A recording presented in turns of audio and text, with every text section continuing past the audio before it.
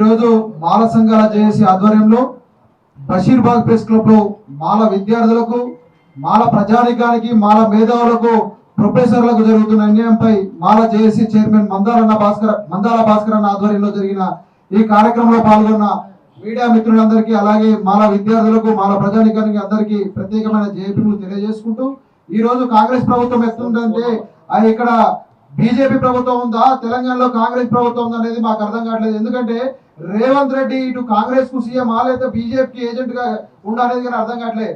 అక్కడ ఈ రోజు సుప్రీంకోర్టు ఆగస్టు 1వ తారీఖు ఈ యొక్క ఎస్సీ వర్గీకరణ రాష్ట్రాలకు మీరు అవకాశం ఇస్తున్నా, మీరు చేసుకోవచ్చు అనగానే దేశవ్యాప్తంగా ఏ రాష్ట్రంలో చేసుకోకుండానే తెలంగాణ రాష్ట్రంలోని అదే ఈ రోజు మిట్ట మధ్యాహ్నం 1 గంట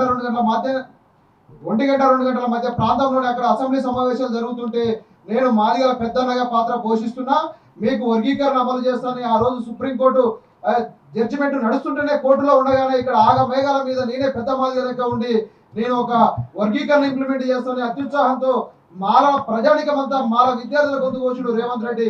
ఈ బషీర్బాగ్ ప్రెస్ క్లబ్ నుంచి మేము రేవంత్ రెడ్డిని ఒకటే అడుగుతున్నాం, అయ్యా రేవంత్ రెడ్డి గారు, నువ్వు మాల యొక్క మాదిగల ఒక్కరికే సీఎం గుర్రా, లేకపోతే యావత్ తెలంగాణ 4 కోట్ల ప్రజానికానికి సీఎం గుర్రా? ఒక్కసారి మీరు ఆలోచన చేసుకోవాలా.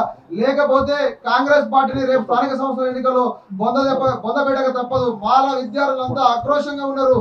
ఈ రోజు మా మాల ప్రజానికమంతా రాష్ట్ర వ్యాప్తంగా వివిధ కార్యక్రమాల్లోనే నిరసన తెలుపడం జరుగుతుంది. మీరు గమనించి మాల ఎమ్మెల్యేలు మీరు నిమ్మకు నీరెత్తినట్టుంటారు. మీరు గెలిచిర్రు, మాల ప్రజానికానికి అన్యాయం జరుగుతుంటే రాష్ట్ర ఉప ముఖ్యమంత్రి బట్టి విక్రమార్క మీరు ఏం చేస్తున్నారండి? వివేక్ గారు మీరేం చేస్తున్నారండి? అక్కడ కేఆర్ నాగరాజు కానీ, మేడిపల్లి సత్యం కానీ, రగమాయి కానీ, వివిధ ఉన్న అందరు కానీ మాల ఎమ్మెల్యేలంతా మీరు ఎమ్మడే స్పందించాలా. మీకు అండగా ఉంటాం, మీ పదవులకు మేము బాధ్యతగా ఉంటాం, మిమ్మల్ని భుజాలను ఎత్తుకొని ఊరేగిస్తాం. కానీ మాల జాతికి అంతా అన్యాయం జరుగుతుంటే మీరు ఎందుకు మాట్లాడట్లేరు? ఈ యొక్క విషయంలో మాల ప్రజానికం అంతా అండగా ఉంటుంది.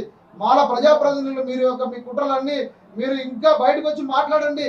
మాల విద్యార్థులకు అన్యాయం జరుగుతుంది కాబట్టి ఈ మాల ఎమ్మెల్యేలు, ప్రజాప్రతినిధులు అంతా వెంటనే ఈ యొక్క మాల విద్యార్థులకు రోస్టర్ విధానంలోని జరుగుతున్న అన్యాయంపై వెంటనే స్పందించాలి.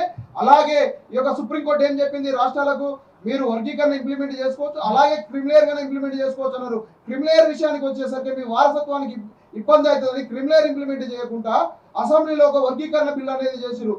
ఏదైనా అసెంబ్లీ కానీ చట్టం చేసే ముందర ఇటు ప్రతిపక్షం కానీ అటు అధికార పక్షం కానీ చర్చ లేకుండా ఏకపక్షంగా తలుపులు మూసి ఏదో తానా తందానట్టు మాదిగలకు ఒత్తాసు పలకడం జరిగింది.